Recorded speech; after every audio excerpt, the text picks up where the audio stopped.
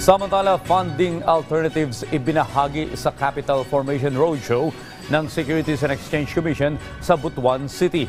Si Marish Celendenya ng PIA Caraga sa sentro ng balita.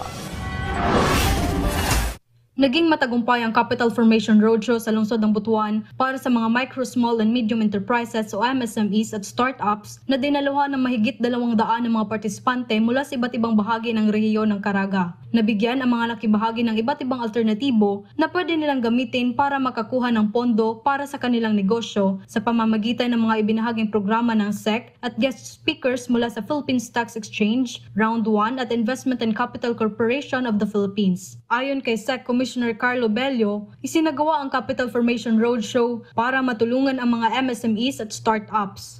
Some would get their own funds sa ilang kaugalingon. You have the banks as another source.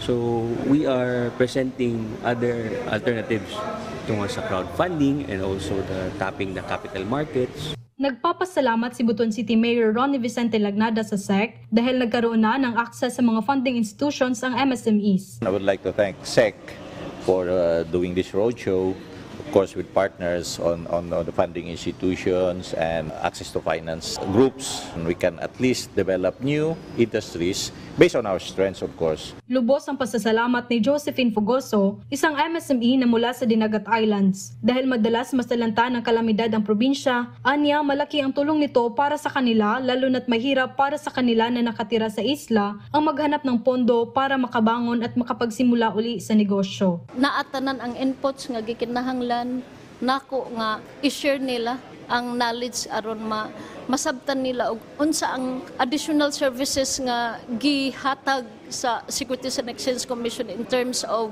provisions of financial capital. Marish Celendenya ng Philippine Information Agency Caraga para sa Pambansang TV sa Bagong Pilipinas.